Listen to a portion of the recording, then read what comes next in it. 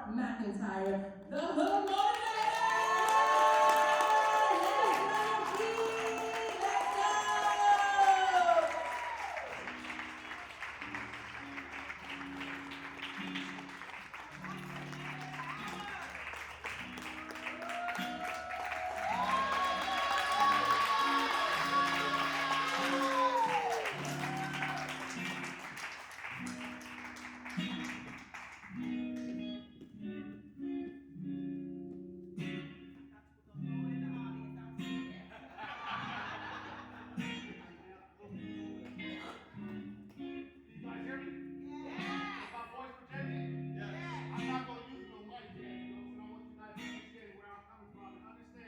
This is why we're here today. We're here to shake the room. You guys with me? Yeah. Shake the room. I had a bunch of entrepreneurs, a bunch of money people, a bunch of teachers, a bunch of directors. We have a licensed therapist, but I'm about to bring the motivation. And it's game time. First of all, I want to give a shout out to Pastor Tommy for giving me this.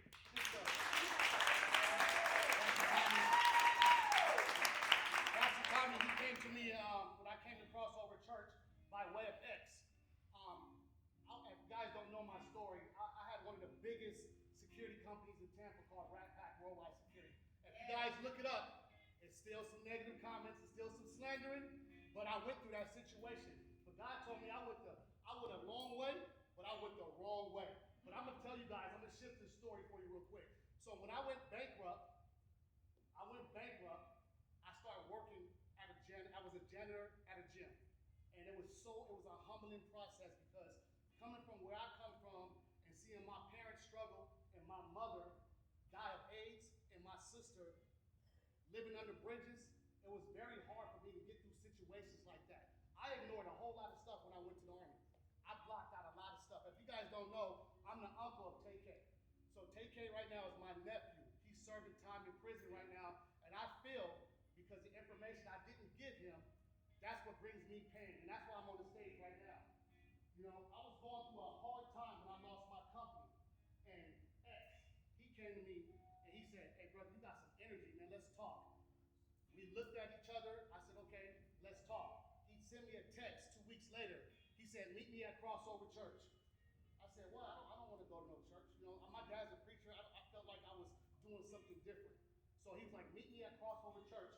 I want to introduce you to some people." I got up at 10 o'clock that morning and I met at Crossover Church almost 2 years ago. And when I came into Crossover Church, it gave me the right to pivot. If you guys don't understand what pivot is, how many of us have businesses in here? How many of us have struggling businesses? You can raise your hand. Sometimes we can't make payroll. That was me. I had 30,000, 40,000, 60,000 payroll that I couldn't make after the Super Bowl because I was poor managing my staff. So I can't blame my staff for me going bankrupt, but at the end of the day, I put the wrong people in position to do the right thing. That's right. So I'm gonna talk about business because I am a business consultant and I have a master's in business because this lady right here, Dr. D, told me stay in school. You better not get out. Because I was ready to get out. So many people have inspired me in this problem, in this situation, to be a part of this situation right now. I told my team, I said, I don't care if it's one person or if it's 1,000 people, we still gonna tell our story, and we still gonna change the community. I put this conference together, my team put this conference together because we wanna empower the community. It's not all about JR, but I will tell you my story. But I don't want you to feel sorry for me. I want you to understand and learn from my failures and my mistakes. When I was going bankrupt, I started to work as a janitor in Crunch Gym. I was so embarrassed. My son used to come in there. He used to come, him and his friends be like, "Ain't that your daddy at the front desk? Ain't that your daddy scrubbing 20s?" All you guys that knew me as the Rat Pack CEO, I failed. I was Jonah. I failed. I ran away from God's message. I was a prodigal son. My dad's a bishop. I know right from wrong. Yeah. But I chose to go the other way because I wanted to do my way. But sometimes, take this note right here. Sometimes God says, it's not about you, it's the right timing. It's the right timing. A lot of us, raise your hand, a lot of us want to do what we want to do, right? You can raise your hand. A lot of us, we got a dream, right? And we got a plan of action, but guess what we didn't do? We didn't consult with God. So God says, go ahead and go 10 miles that way, but when you fail, you're going to have to come back this way and do it all over again. So that's why I'm doing it all over again, because I have a message. And like I said, this whole situation is not about JR. I'm the hood motivator because I come from the hood. But that don't make me. And the only reason why I started this situation, because when I was getting put to go speak publicly at people tours, guess what they told me? You won't fit in. You the hood motivator. They don't want to hear you. Take that slide down. What kind of hood you from? And I'm like, obviously you don't know where I come from, right? So let me tell you my story. I grew up in Long Beach, California. My mother died of AIDS when I was 9 years old. But before that, my mama was on drugs.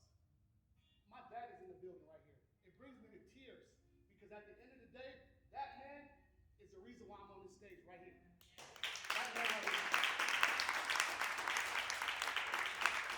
A lot of his training was military, and he wasn't military, but I rebuked it. He was like, JR, we're gonna clean the alley. Wait, we're gonna clean the alley? Yeah, we're gonna clean the alley. He had a bunch of chores for me that I did not want to do.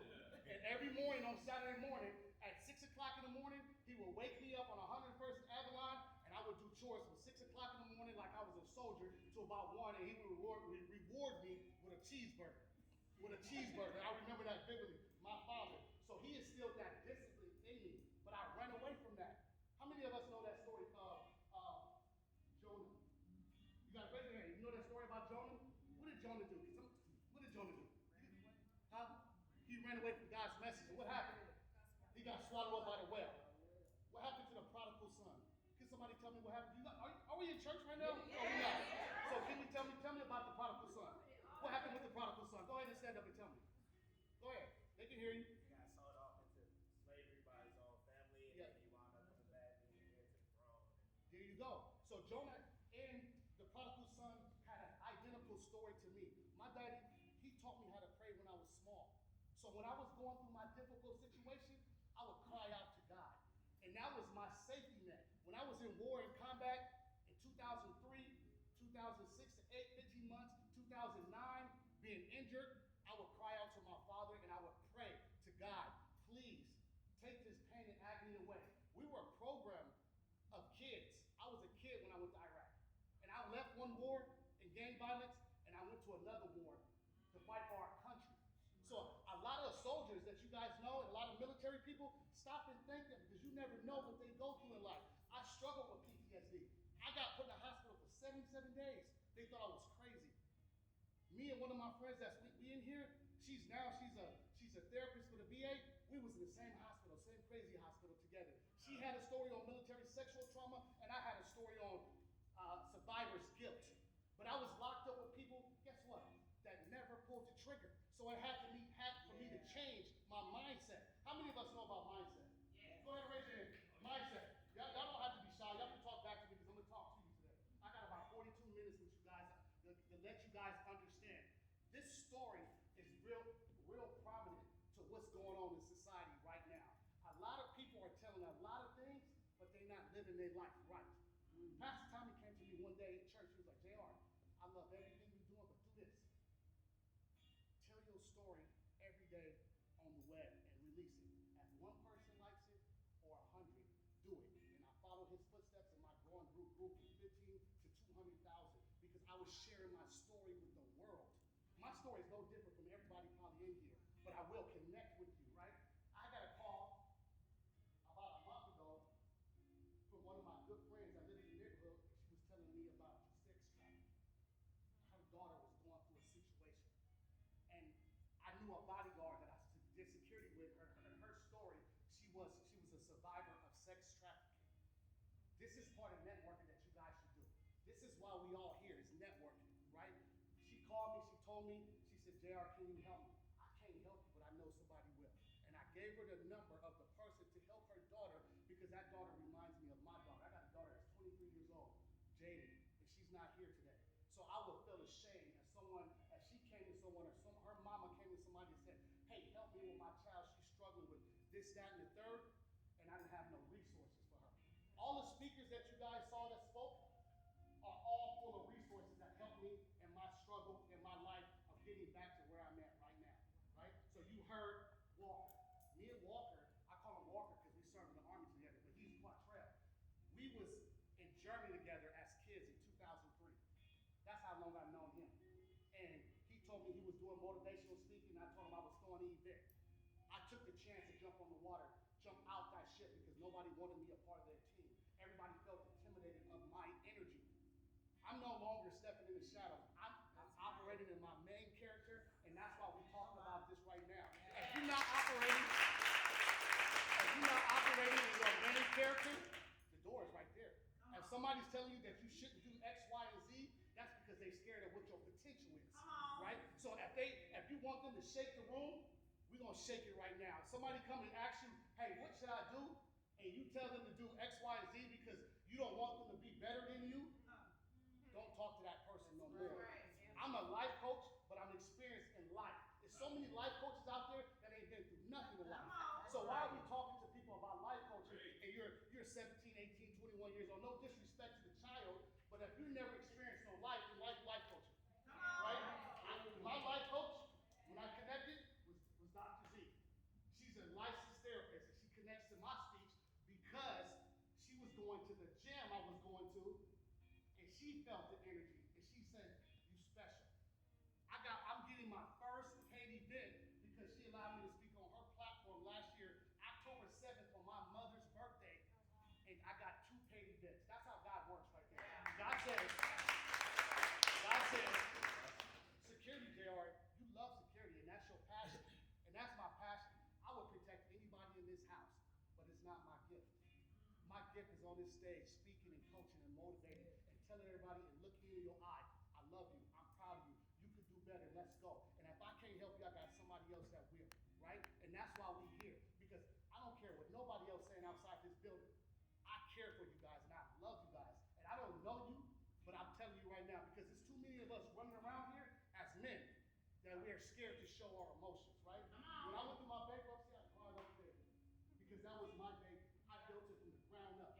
I built it from 2017 to 2021, 22, and I had 400 employees, and when I went bankrupt, nobody showed up. And that let me know that. Sorry if I get emotional because I care so much about the situation in life, and when I go through situations and I help, how many people know me really on a personal basis? Raise your hand.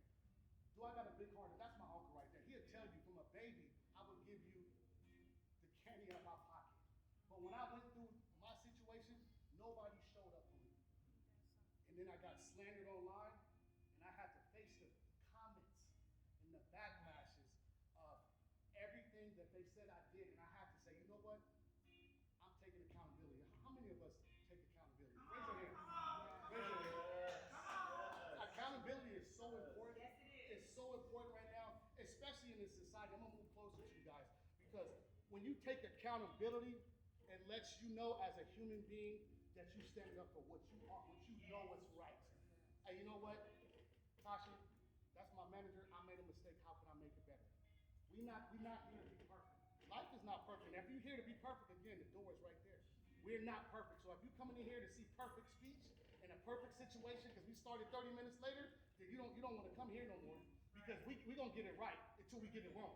That's how we're going to do it. And Pastor Tommy gave me a shot, and I'm going to show out. Because we're going to shake the room every time we get in here. 1 person, 20 persons, 1,000 people. We're going to shake the room. A lot of us go through situations in life where, how many of us deal with mental health situations? Raise your hand. And I'm going to get personal with you guys. When my mother died, I went mute. I didn't want to talk to anybody. I didn't feel like no one understood my life. I would see my friends, and they all had moms.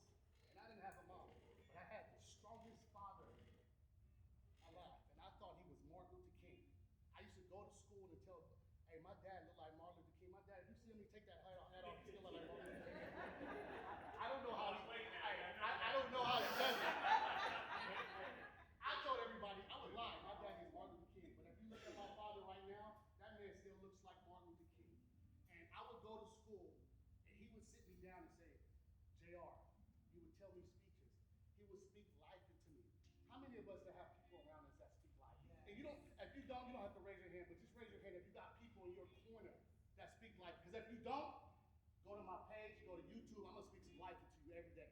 That's what I am going to do. I'm going to speak life. I'm going to say, hey, Brittany, hey, keep doing doing what you're doing. I see what you're doing. I saw you on Instagram. I met you 2 weeks ago, and I love everything about you. And don't stop. You're a single mom, and keep going. Hey, this Brittany right here.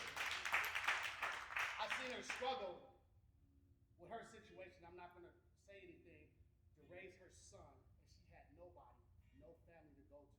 And we connected in a crazy house, and we're friends for life. Because we spoke life to it. We fought each other too, because we both, it was like, you crazy, no, you crazy. No, we both crazy. You know? But we fought each other in LA. We went to a talk show. It was crazy. And she, you know what I'm saying? God is good. But at the end of the day, we have to learn to speak life into the situation. Do me a favor, look at your partner and somebody next to you and say, speak life to me, please. Say it again, speak life to me. And you keep referring and you keep talking about that situation, life is going to come into you, right? It's energy, right? I'm big on energy, right? When you meet me, you know that I'm married to myself. If I get to touch you and talk to you, we turn it up. Not in the wrong way, but we're going, what's wrong with you? You okay? You good? I'm aggressive. Many people in here that took my aggressiveness for slight disrespect, but it's not. It's because I love you and I'm telling you to tighten up. My father, he wasn't nice at all. He would tell me, hey boy, hey, I see what you're doing, you better get it together. And I'm like, man, why is this guy on me? Why? I couldn't understand why my dad would be so tough on me. But I understand for this moment right now that he made me tough as nails, because the society don't care about you outside of these doors. How many of us have been pulled over by the law enforcement and you thought that you was being targeted and you became aggressive, right? So I know both sides of that. My uncle was law enforcement, I was military, and also I came from Long Beach, California. So I get to see both sides of the spectrum. So when I do pull over, I do show the law enforcement respect, but also I go through situations when I see people understanding that, hey, they're there for protection, and there's some bad ones, there's some bad people in here, there's some bad cops, but there's some good law enforcement. There's some good people that gonna care about you, that say, hey, I think I heard a story. Oh, my baby cousin, she's another one of my managers, that coincidentally my uncle on my other side of the family pulled her over, knew who she was, and let her go. And I just heard the story today. And they was laughing about it. I was like, I said, so uncle, you just let her go? He was like, yeah, I let her go because of energy she had. She was a baby of our side on the other side of the family. But you gotta understand, you never know who you run into. You never know who you speak. God says, be careful that you entertain people, because you might entertain angels unawares. I know the Bible. I was raised in the Bible. I know the Bible. So everything that you speak, everything that you understand, just know God listens. Yeah. So every day I start to get up and say my speech and my piece. And in 2 years, God turned my life around. And now I'm on target to be the #1 motivational speaker for veterans and for my community, because I care. This is no cap up here. This is you know, most rappers, they rap about people that they know, their uncles and cousins and stuff like that. But I'm talking about my life. Right. I was going down the wrong path. I was gangbanging.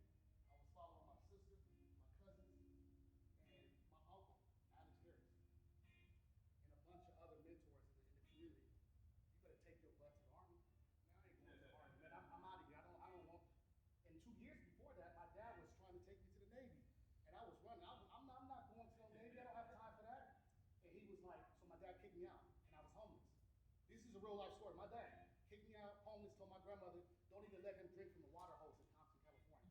So yeah, you know, this is a real story. So I used to sleep in my Saturn, and I used to go, when my dad go to work, and my grandma would do things for me that my dad told her not to do. JR come here, don't do nothing.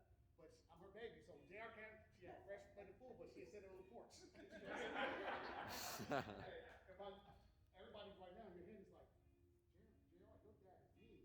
That man made me who I am today. Yeah, that's it. He kicked me out because I didn't want to listen or conform to what's going on. How many of us have good fathers in our life? Raise your hand. It's a lot of people going around, a lot of fathers that's not fathering their child. But I'm going to tell you another situation.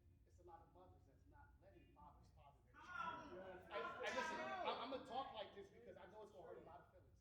But if I don't tell you the truth, because I'm a father and I love my kids to death, but I'm not allowed to be the right father because I'm getting held to a different standard. I made mistakes in my life. I'm going to continue to make mistakes. When I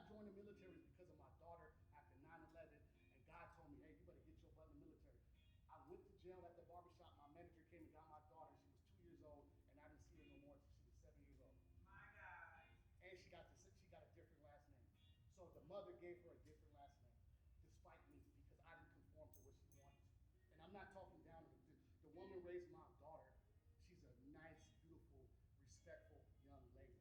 But these are the true life stories that I go through. That when I meet people in the streets, how many kids I meet that their fathers are not made life. I mentor so many kids, and I do it because how my dad raised me. But it's easy for me. It's easy for me to say, hey, what do you need? How can I help you? If you're a kid in here and you know me, you know that I love you guys to death. And if you guys follow me, you understand that I mentor you and I love you to death.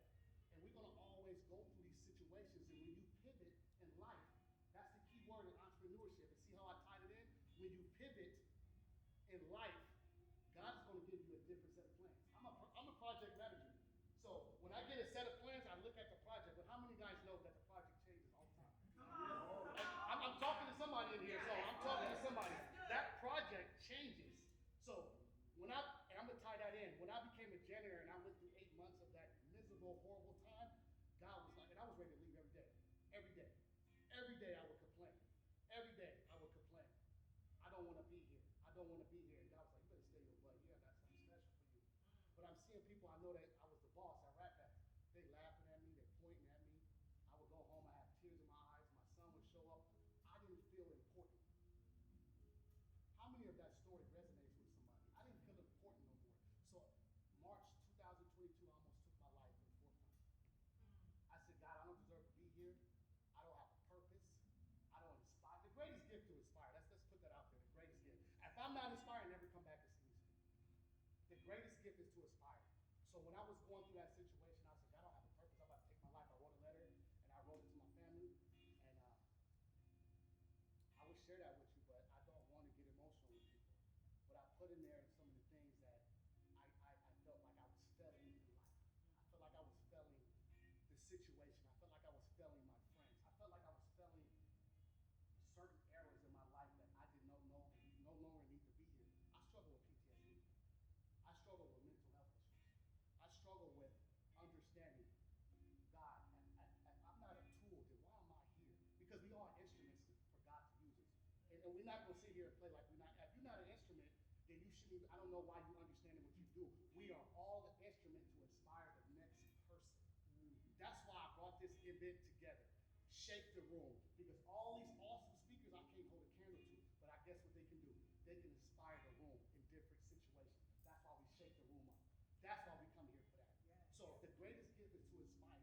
So as a janitor, I would go through and I read over 200 books. God was like, stay here and read over 200 books. I started to read and I started to understand who I am.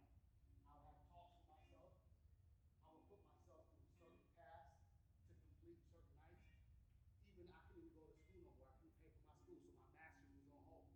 I didn't talk to Dr. B about it because I didn't want her to get involved with my financial situation. During that time, God told me one night, in order for you to elevate, JR, go get your sister. I said, God, you know me and her, we bump heads. I don't have time for that. Like, she's too bossy. Like, I'm not married. You're not coming in here telling me what I can and cannot do, right? So I struggled with that for weeks. And for them weeks, God was still punishing me, right? He still had me out there to see. He was like, JR, go get your sister. Where's my sister at? She left because I told her I was going to call her. She got emotional, huh? But God said, go get your sister. And I said, God, you know that's not part of my plan. I got to heal. And how many of us try to take care of other people without taking care of ourselves? Come on now. Raise your hand. That's the worst thing that you can do. You can't spread positivity to anyone if you can't take care of yourself. When the ship is going down in the plane, you put that mask on yourself. That's what. How many of us flew? How many of us been to the airport and got on an airplane? What is one of the rules they tell you as a stewardess when they walk in this aisle and they say, hey, before you put that mask on anybody else, put that mask on yourself, right? Yeah. So you have to be able to put that mask on yourself and understand that before you can integrate refrigerate anyone else's life. And I'm going to caution you. If you out here giving wisdom and telling people what they should do, positivity, you're not fixing it. You're breaking them. Continue breaking them. It's like you're giving that, somebody's giving you a toy, and you're putting dead batteries still in it. How many of us use the batteries out the refrigerator? I'm gay. Look, we don't talk. I'm gay. So, when I was little, my dad used to say, go get the batteries out the refrigerator. Why would you put the batteries in the refrigerator first? I'm not a science guy, but did somebody educate me on frozen batteries being new, right? Right? Think about that. Right? So, but what's crazy is whatever he taught me, I use the same concept in Iraq. My boy back here, Kay, he'll tell you, we were studying it out in Iraq and Afghanistan. I was not at a desk. We was out there in the field getting jiggy with it. We lost a lot of troops in contact. But at the end of the day, it taught us how to be men. And that's one of my best friends because me and him experienced a lot going through. He from Long Beach too. He was gangbanging. He was from Asian Boys. It's a heavy Asian Crip gang in Long Beach that's very dangerous. And I would behoove you not to even embark on the situation that they got going on. But we became best friends. And he has my back, I have his back. But me and him went through a lot of situations. But you got to understand, man, when you're trying to help somebody, you can't. You got to help yourself first. So you got to speak life into yourself first, right? Yeah. How many of us speak life into ourselves? Raise your hand every morning. Affirmations. I got people that text me every day, daily, that tells me positive affirmations. And if you're in my prayer group, I send prayers out to my group, to RH2G, to friends and families, and we speak life into each other, right? We're going to start that process today. If you don't do that, get you a prayer group of a group of ladies and men or whoever you want to put in there, and y'all talk life into each other. Stop being in these chat rooms talking about what he or she wore or what he or she did and who's dating who is dating who. How about we send a couple of prayers to each other? Yes. How about we do that? Every time I meet someone, my icebreaker is, if I send you a prayer and you don't respond, I'm done with you. Because you don't even know how to say amen. I don't have time to teach you how to pray. Somebody should have taught you how to pray. Thank God I had a father that taught me how to pray. Let's get back down to the basics. They took prayer out of our schools. Why did they do that? Look what's going on in situations. Kids are fighting teachers right now. When I was going to school, ain't no kids fighting teachers. I mean, if they did, let me know. Because I'm from California, Long Beach. We didn't have kids fight teachers. Kids would fight kids, and we had riots, and we had gangbanging stuff, but we wouldn't fight teachers. They took prayer out of our school to distract us from speaking life into each other. When I was in elementary school, guess what we did? We prayed before we started school, and we sung the national anthem. I don't know why we did that, but we did it. I'm a patriot right now by heart. But we spoke life into each other, and that's why we're getting away from that. When you're going through your situations, find your corner. And get in your corner and talk life into yourself. Love, it's okay. Look at each other and say, I love myself. Look. I can't hear you. I said it. You have to continue to love yourself, right? So when I was, he said he loved him some me. Hey, Walter, I love you too, right up there. Hey, listen. And I'm not afraid to say that because a lot of men, and I'm targeting the men, we are afraid to show our emotions. My mother, when she passed away, I didn't know how to show emotions to any type of female. I didn't know how to show that. I'm so aggressive, I'm so tough, and my sister would bop me on the head, so why should I show love to anybody else? Because she beat me up. Half of my scars are from her. You know what I'm saying? So she woke me up. So she put me through a basic training. I'm talking about this girl would beat me up, punch me, kick me. I'm talking about say mean things to me, and I'm like, God, what is she getting me ready for? I didn't understand, but she got me ready for this moment right here. When I went into the military, it wasn't as easy as everybody thought it was.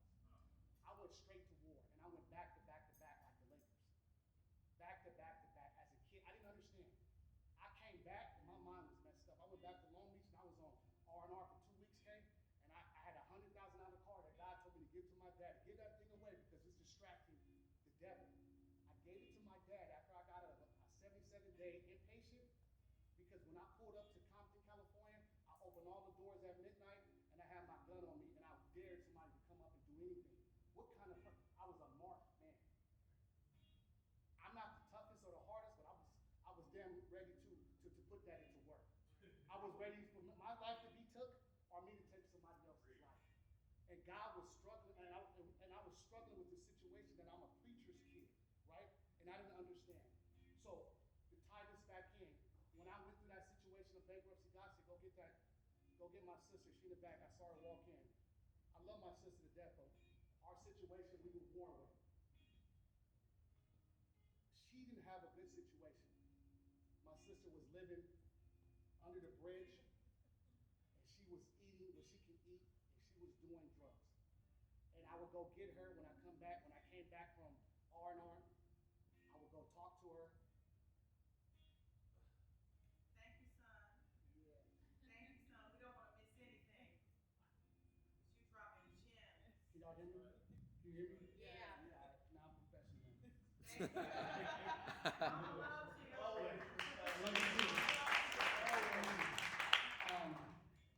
God had me go back and get my sister, and that was the hardest thing for me, because for me to elevate and understand my life at my difficult time, I had to go get the very person that I left behind.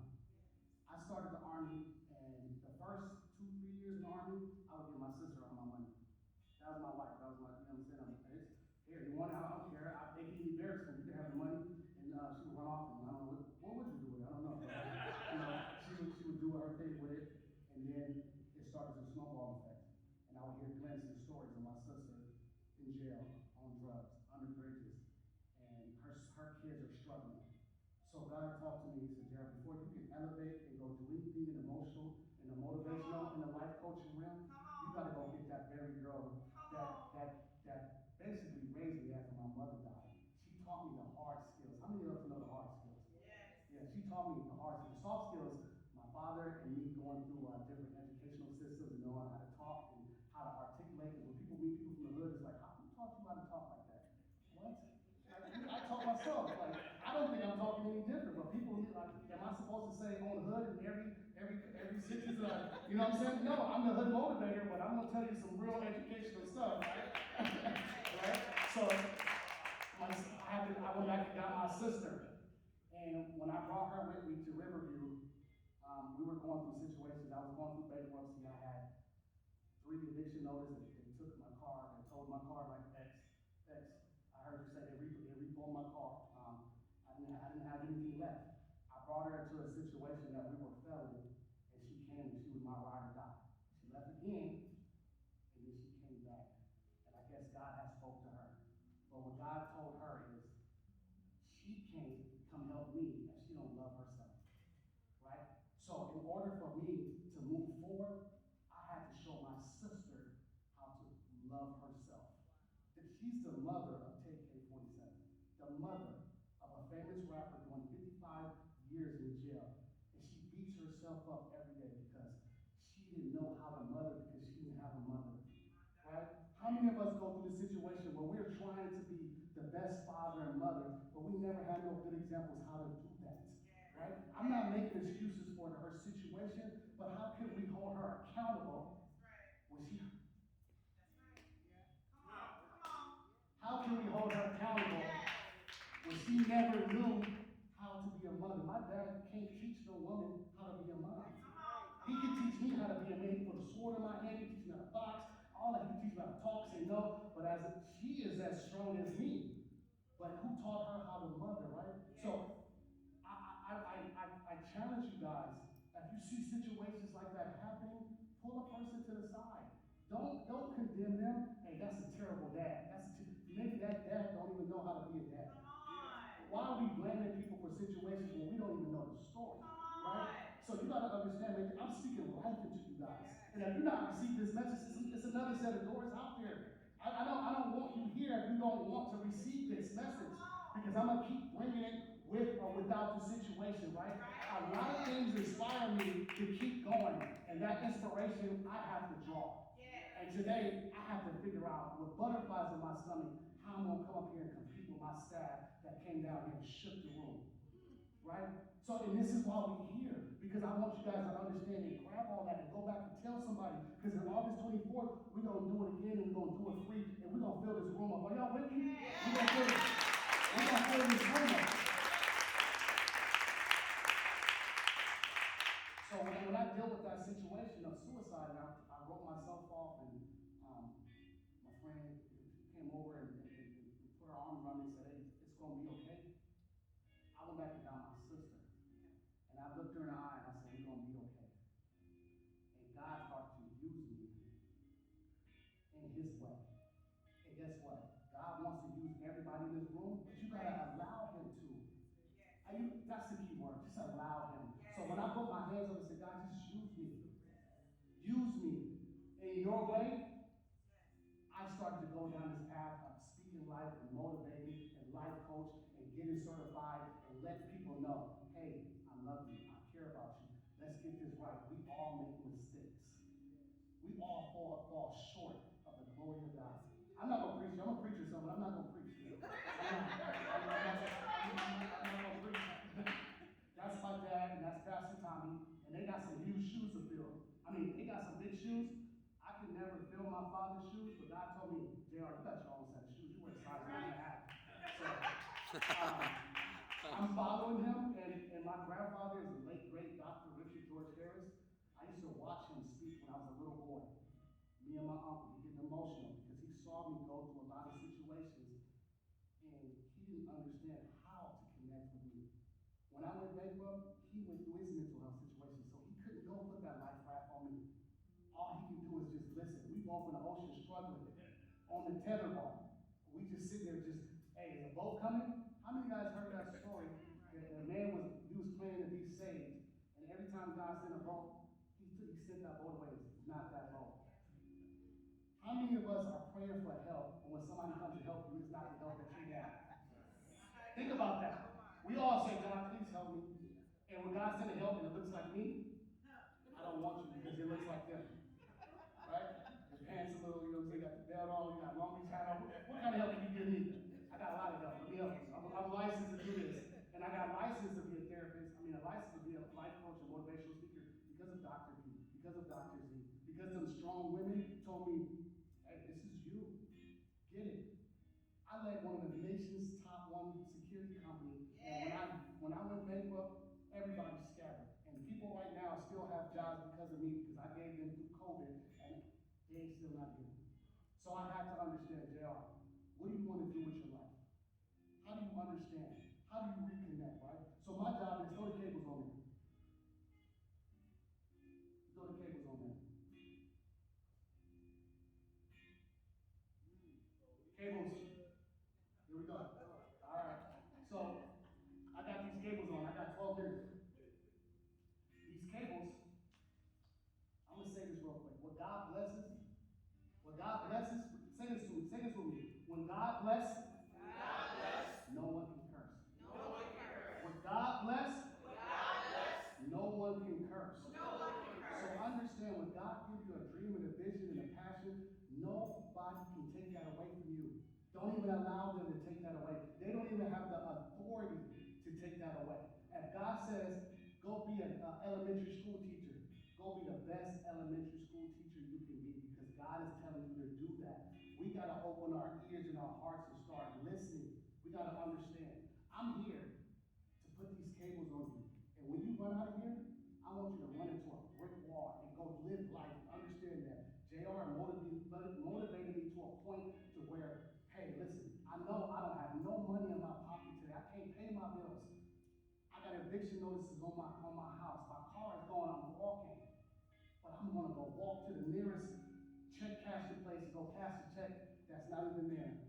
I did that. I used to take money from an account to another account that wasn't there to pay something that wasn't there to try to survive, and I wouldn't even eat because I would get money to pay my son groceries.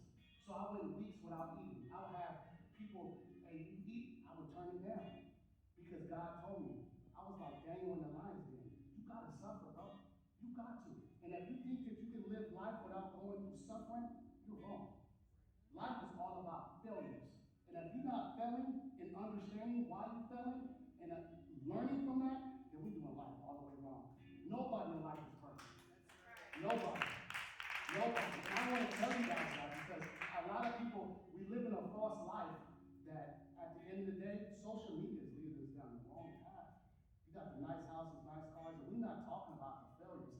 I got talked about because I was talking about the failures that people thought I needed attention. How dare you switch the situation in the narrative that you got people posting clubs and bottles and $1 million houses and cars, but you're not telling me how you fail. How many of us fail? Be honest with me. How many of us continue to fail?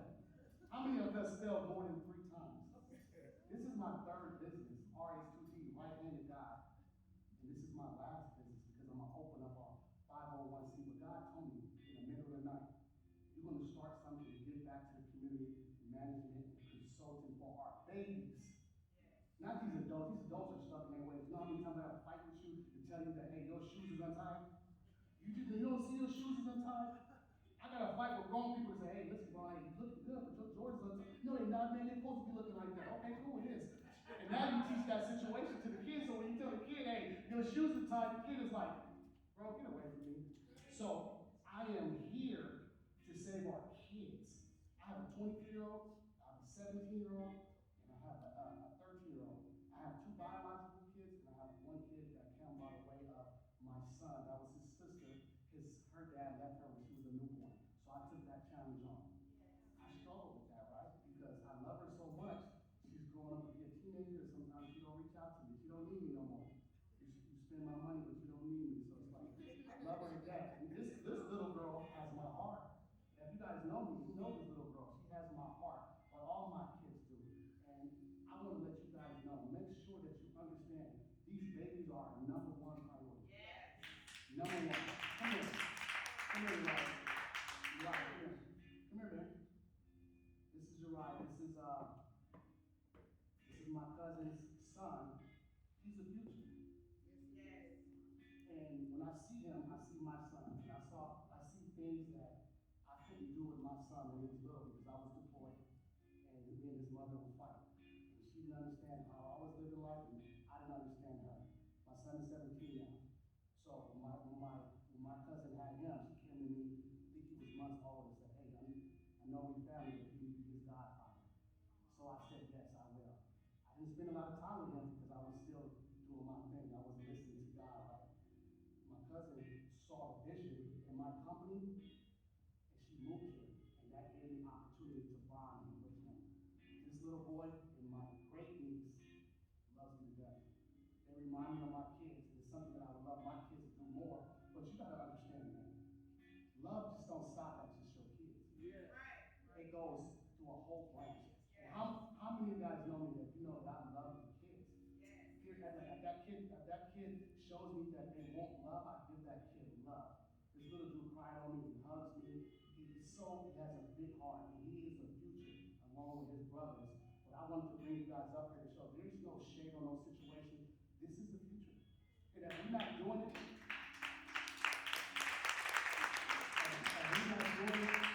at this speed, then we shouldn't do it at all. Why are you inspiring me? We're going to take the adults out of the situation.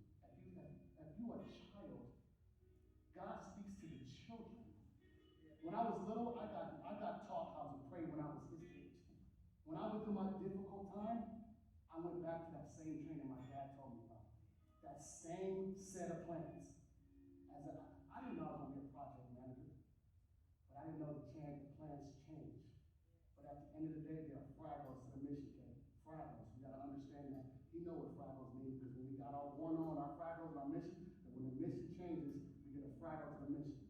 So that means that if we're going south, we gotta go north. And if there's 10 bad guys, there might be 20 over there, but we gotta change how we attack. This is how we attack our situation. We love on our babies, we understand who we are, and we make sure that we speak life into ourselves. And my job is to put these jumper cables on you and fire you up. I got a bike in my garage that's dead, and it's been dead for 2 months. 2 months, and I ain't putting no jumper cables on it. Be careful when you put jumper cables on things that's been dead for a long time. Be careful. It might not be the battery. Think about it. It might not be the battery. It might be the alternator. It might be his little heart, his soul, his mind. Kids are delicate. Right now, I'm his father because his father's not here. And I would do my best to show him that he don't have to go to anybody else like we went through. You know, my dad did the best he could, but I was attracted to my gangs. And if you guys don't know the story, we was heavy in there. I followed after my sister. I followed after my family members. I wanted to be the next. Tookie Williams, the next. Monster Cody, the next. Beefy Love, the next. C-Style. These are names that are OGs from Long Beach that are deep embedded in our community in Los Angeles. How many of you guys saw my podcast with No Jumper? Raise your hand. If you ain't saw it, you better see it. We lit that room up and we talked positivity. Right now, No Jumper got a message about negativity in hip-hop rappers and a lot of situations. But when I spoke on there, I to my nephew, and to my sister, and to the situation we come from. If you're programmed to be in this situation, how do we blame the kids when they act that same way? How do we blame the kids?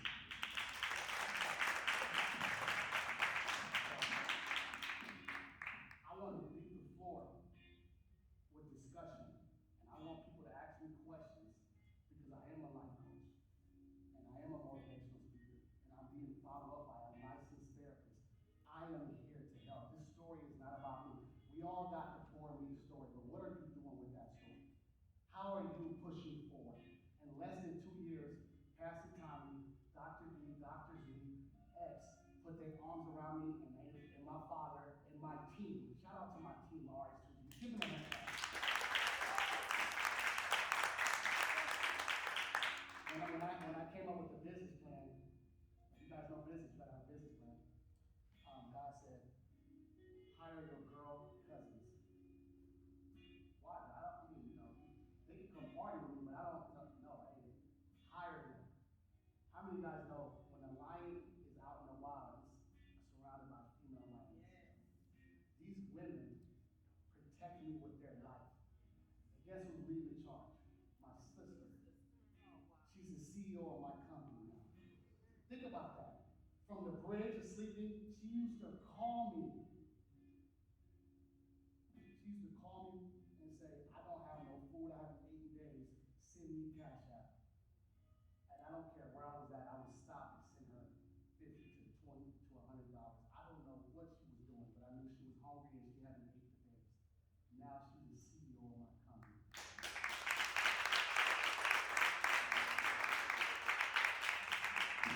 I love her to death because she just got a new car. She's working, she's getting to school, and this is the Nina I know.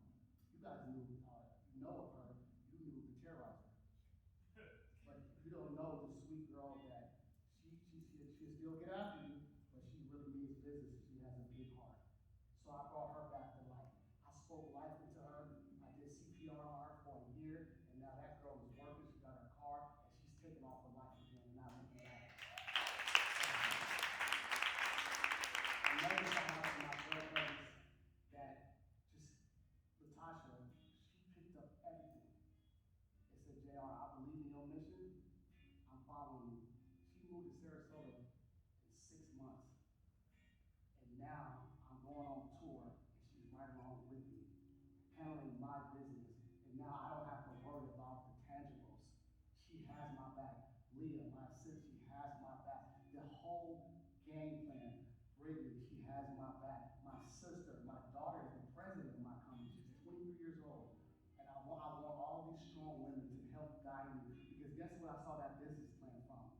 My father. My father had all his sisters around starting church. We used to have church in the living room. I used to play drums on the pots and pans. So we saw church, and then we played church when adults left. So I was a preacher, and all the girls were the ushers, and we hoop and holler, I thought that we were, what I'm saying, my dad was raising us that way, so we would play church. And that's all we knew. But I thank God for this moment today.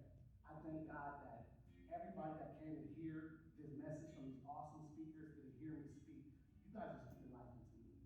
If you know me, if you don't know me, get to know me, because I love you guys. And I'm going to take the floor real quick to ask some questions. If you guys got questions for me, we're going to do a 5-minute panel with just myself and ask me a little bit about what you want me to talk to you about, and let's go from there. So raise your hand if you got something to ask me, and I will answer that on the fly real quick. Anybody? Go ahead. How did you recover after all the stuff that happened? How did you get the will to say, you know what, and just start back up and relinquish the things you were doing? She said, how do I recover? And I'm going to tell everybody that's trying to bounce back, you have to be selfish. That's right. You got to take care of yourself. That's right. You got to start, in American language, we are taught that no is bad, but no is actually good. No, I'm good, I'm cool. I'm good. You're protecting yourself. So I started to protect myself and understand the type of friends that I had around me, I no longer needed that, right? So I never needed friends, but I kind of like the approval, like, oh yeah, you doing it. You know what I'm saying? But when the shit got water in it, people took their raft like the Titanic and bounced on the water. Yeah. And I was left alone.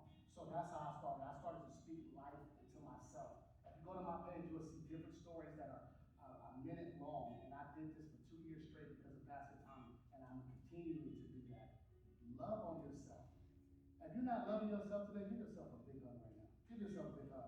Love yourself. Liz, love yourself. I see you. I see you. I hear everything. Liz, I love you. We care for you. Let's keep going. And you got this. I know your story. Love on yourself. Love on yourself.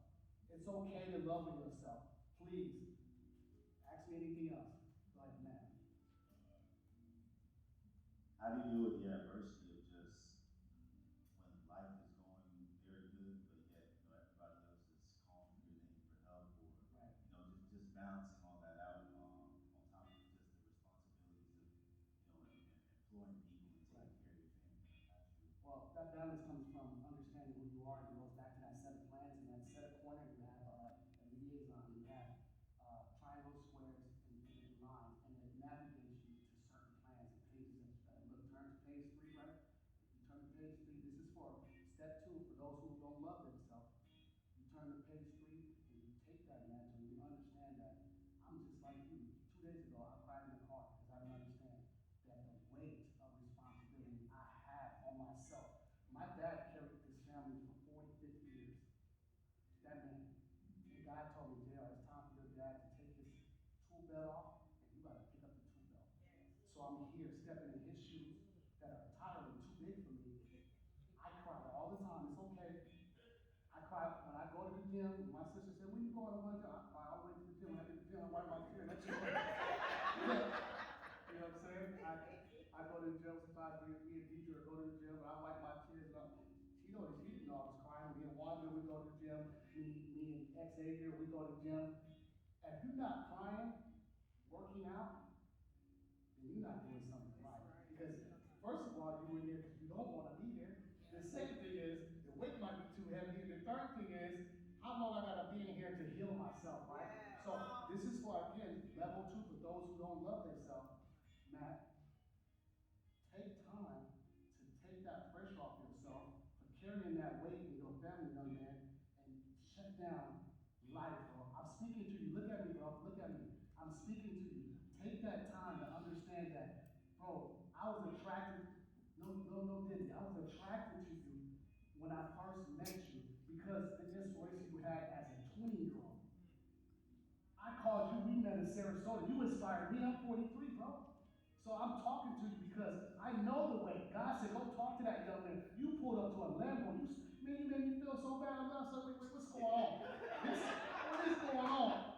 The roles is reversed. I said, I need to be in there. He needs to be driving this. But when he pulled up, he inspired me, and I touched him like a shot. And he said, that young man needs help. And when I met you, what I tell you, I don't want nothing from you. Don't sell me anything you got. Let's just be friends. Didn't I tell you that? When you came in with your business, your girl, and you growing your product, don't pull that stuff out. Talk to me. Get to know me. Everybody else wants your services. I need you. I need you to stay alive, son. You want to stay alive.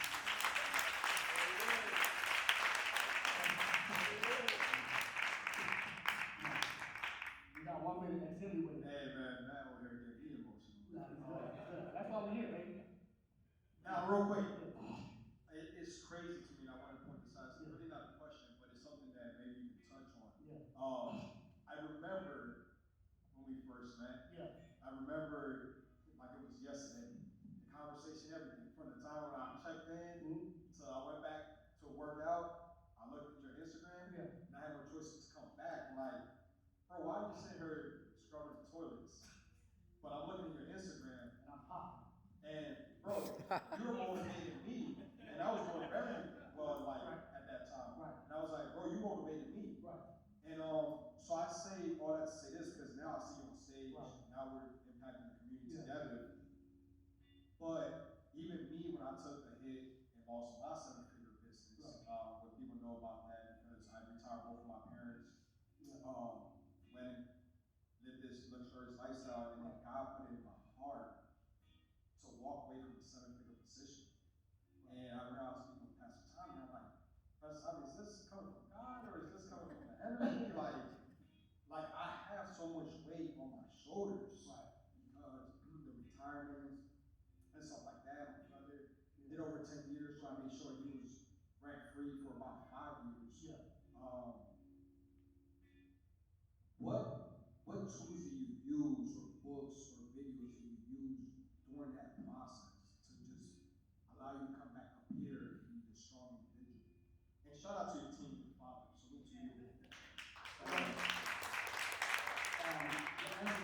say you had a lot to do with my inspiration. You pulled me out of, I wasn't believing in myself. I mean, I'm gonna talk straight to you guys. I know I'm the dude, you know what I'm saying? But I always wanted to put people first because I care. Selfless service, right? I was in the military, I served. I was a bodyguard, I served. Now I got security, shout out to my security. But I was selfless service. I'm gonna tell you real before I go there, he's my security because he beats me up in the gym. No, it's not the gym, in the dojo, like literally. So it's like, why hire anybody else that can't beat you up? So he beats me up. He sent me home, bruised it, all that. You got a story, so. But shout out to my security, so if you thought that you was gonna do anything, you know. But X, I had to. First of all, you gave me inspiration. You took and pulled on me, and when God told me that I was going the wrong way, you forced me into a plan of action, right? And I met you outside, and I told Justin X, what are you doing, bro? You are touching so many people. Why are you going that way? You took me here, now I don't have no, you're not here no more, bro. So I was here by myself with Pastor Tommy, and I'm looking for X, and X is not here because X is handling the situation. And my message to you is, bro, sometimes you gotta understand that God put you in that position because now it's full circle. This man fixed my credit for my bankruptcy. I couldn't get a snicker more. And he came and said, hey, I'm starting back on my credit. He pitched it to me. I ran from him for 3 months and said, I don't care about fixing my credit. I'm a bum already. And he said, JR, listen, he fear lost me. This is, hey, how many guys know sales pitch? He did a fear loss. He said, if you don't get it today, it's going to be $700. I'm like, man, I don't have it because I'm broke. Right? But he fear lost me, and it was probably $10, but I paid his money.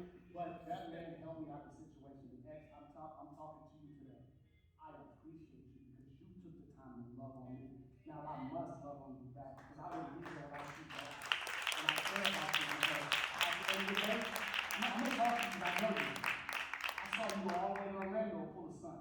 And God told you you were supposed to be here at crossover. You left me. We were supposed to be twin turbos here, and I'm glad you're back because I didn't give up on you because you never gave up on me.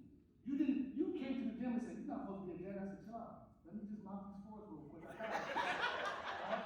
And then all of a sudden he dipped on me, and I never heard from him again. I heard he was in Orlando. I was like, bro, what are you doing? We cried and we hugged each other at church, and now we're family, bro. Because I looked up to that situation, right? And thank you. Because listen, I can't do this. I can't tell this story without an X, right? I would have never met Tommy, Pastor Tommy. I would have never met him if I didn't have an Xavier. This guy's popping on mine. So it's like, what do you see in me, right? So thank you again. I love you, bro. And listen, let's stay on the right path. Pastor Tommy needs us. Devon needs us. Right? I love you, bro. One more. I'm gonna take one more. You got anything to ask you this?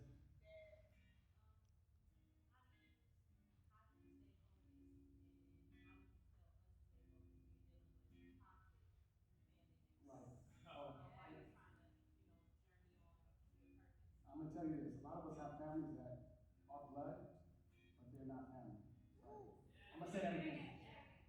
A lot of us have blood family members, and they're not family. I got family here that's not even blood. Kay, raise your hand. Brittany, raise your hand. Deidre, Wanda, Britt, my dad, my uncle, Kurt, like I got my cousin. I got people here that love me to death. I mentioned some of them, and we don't carry the same bloodline. God told me, my auntie, her mama told me when I was little that you're going to be a legend. I don't be I am legend. I don't care nothing about that. And now that I'm changing lives, this is why we're here. And how you deal with toxic family members, block out the noise. They're going to see you again, because guess what? They're always going to be your family. But when they see you doing things like this, they're going to all come back around. Ironically, how ironic now that I'm speaking now, people are doubling back. But when I needed you and I needed a plate of food and I was starving, literally, I didn't have anybody, right? I didn't have nobody. I couldn't tell nobody about my situation because I was embarrassed. I couldn't even call Dr. B because she knew me when I was at my highest pinnacle and I left her on red for almost 2 years. She heard church. Gerald, what's going on? Gerald disappeared. Gerald went through the hardest thing and I ran from that. So let me tell you, these people in this church right now are your family. You do you, and you continue to do,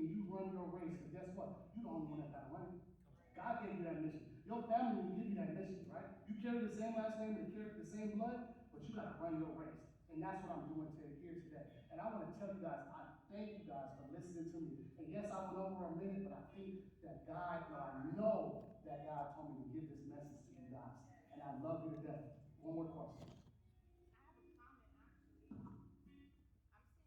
seeing another first today, and I watch a lot of podcasts these days and see a lot of men showing love and giving their flowers. But I promise you, this is my first time in the flesh witnessing a man being vulnerable and then getting that, just seeing the male love and love.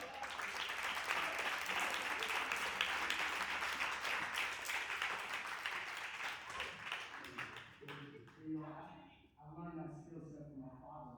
I used to come home from school and we were struggling, and my dad used to go get the government cheese and try to find jobs on how to feed me and my sisters and my other family members. And I used to walk in on him vividly, and he was crying. And I never understood. And when I used to see that, he used to break my heart. I was like, why are you crying? Because everything you ask him, he tell you, we okay. We're going to be okay. And I get that when somebody tells me, oh, the roof is burning, I'm going, good, you're okay. That was him preaching and practicing to me them tactics and skills. After that foreplay and a set of plans that you looked at and said, you know what? When you're struggling with your family member, it's going to be okay. When you see men that don't compliment other men, get out that situation, right? I'm going to continue this because I love these men. I love my boy. That's my best friend. I love Walker. Like these are the people that thick and thin. If you never met Walker and Kay, those are warriors from Iraq and Afghanistan that you wouldn't want to meet in the dark alley. Not literally. Kay got a bronze star with Valor Walker. A lot of months in combat. I got a bronze star. We've been there. We didn't do no pen and paper stuff. We were them kids of war. So to have that understanding and look to each other and say, you know what? As a warrior, we're supposed to love each other first. I don't always supposed to pick up a sword and wield it. I got him with that. My security. I'm going to use my tongue now, and I'm going to speak life, and I'm going to be positive, and I'm going to continue to act like God when we act. And I just want to say to you guys, thank you guys, and I love you. And come back August 24th, and don't forget to follow my social media, the Hood Motivator, YouTube, RSUD, and also too, the next time you see me, please watch the No Drama podcast, because I will ask you. Listen, after me, with my mental health, it's going to be followed up by a licensed therapist. It's going to get you guys in order, and we're going to end this and sing home. I appreciate you guys. Thank you guys. I love you. Love you.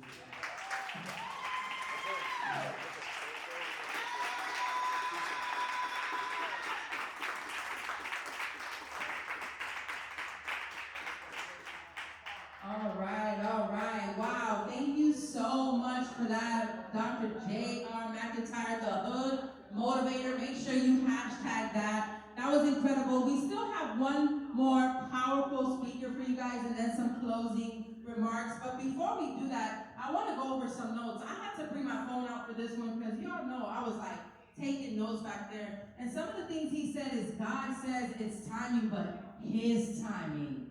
Wow, right? And he said, I can't help you, but I know somebody. And I don't know if anybody caught that when he said that he had to give out a phone number to help somebody. But at the end of the day, it's not about what you know, it's about who you know. And somebody else said that earlier on the stage. And I say that to say because if you don't ask, you don't know. He don't know if he can help you unless you ask. And I say that because that's exactly how I ended up on this stage. I literally sent a message to him about a podcast question. And he ended up seeing my social media. We ended up linking it up. I ended up on his show, and now here I am in front of all you kind people, right? And so, yes, give it up for that. Thank you.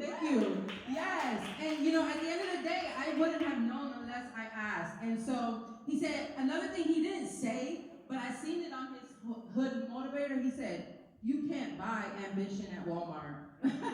Yeah, that is so real. You cannot buy, and if you can, you don't want to buy from there, trust me.